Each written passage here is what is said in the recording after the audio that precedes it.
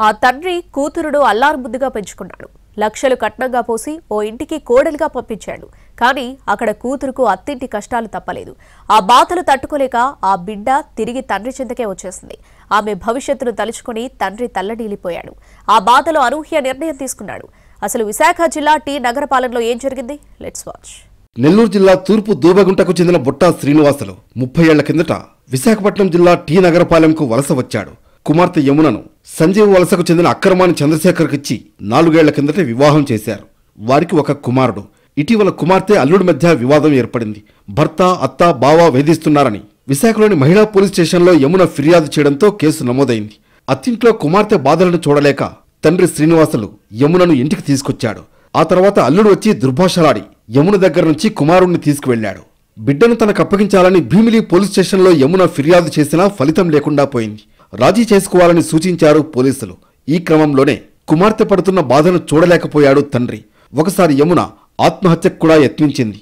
నీకేం కాదు, నేనున్నానని ధైర్యం చెప్పి కూతురును కాపాడుకున్నాడు తండ్రి.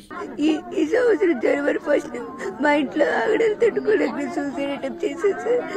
ఆ తర్వాత కూడా మా నాన్నగారు కేసు పెట్టలేదు సార్. 5 ఏళ్ళ తర్వాత బయటకు గొడవకు వచ్చాను సార్. బాబుని దౌర్జన్యంగా పట్టుకోలేదు. అప్పటి వరకు బాబు అటు ఇటు తిరుగుతుండేవాడు. నా దగ్గర 5 రోజులు 2-4 రోజులు ఉంటే వాళ్ళ దగ్గర ఇంకో 2-3 రోజులు ఎక్స్ట్రా ఉండేవాడు సార్. నా దగ్గరకు బాబు ఎప్పుడు రావాలంటే నాకు ఇబ్బంది ఎదురయ్యేది సార్. అయితే 4 రోజుల కిందట శ్రీనివాసులు నెల్లూరులోని కలిగిరిలో ఉన్న తల్లిదండ్రులు, తమ్ముడి దగ్గరకు వచ్చాడు. కుమార్తె కాపురం దెబ్బతిందని, మనవడు కూడా దూరమయ్యాడని బాధపడ్డాడు. సీఎం చంద్రబాబు, పవన్ కళ్యాణ్ మంత్రులకు లేఖ రాసి ఉరేసుకున్నాడు. విషయం తెలుసుకున్న మృతుడి భార్య, కుమారుడు పోలీస్ స్టేషన్లో ఫిర్యాదు చేశారు. మృతదేహాన్ని పోస్టుమార్టం నిమిత్తం కావలకు తరలించారు. అక్కడి నుంచి ప్రస్తుతం నివాసం ఉంటున్న విశాఖలోని టీ నగరపాలెంకు తీసుకొచ్చారు. అయితే శ్రీనివాసులు ఆత్మహత్యకు కారణం తెలుసుకున్న కుటుంబ సభ్యులు, గ్రామస్తులు ఆగ్రహంతో రగిలిపోయారు. టీ నగరపాలెంలో మృతదేహంతో ధర్నాకు దిగారు. మనవడు కడసారి చూసిన తర్వాతే తన దహన సంస్కారాలు చేయాలని సూసైడ్ నోట్లో రాశాడు శ్రీనివాసులు. దీంతో మనవడిని తీసుకొస్తే తప్ప అంత్యక్రియలు చేయబోమని పట్టుబట్టారు కుటుంబ సభ్యులు. అల్లుడు ఫోన్ స్విచ్ ఆఫ్ చేసి కొడుకుతో పరారైనట్లు చెప్పారు పోలీసులు. ఆచూకీ తెలిసిన వెంటనే తీసుకొస్తామన్నారు. చివరకు గ్రామ పెద్దలు, పోలీసులు మాట్లాడుకుని ఒక ఒప్పందానికి వచ్చారు.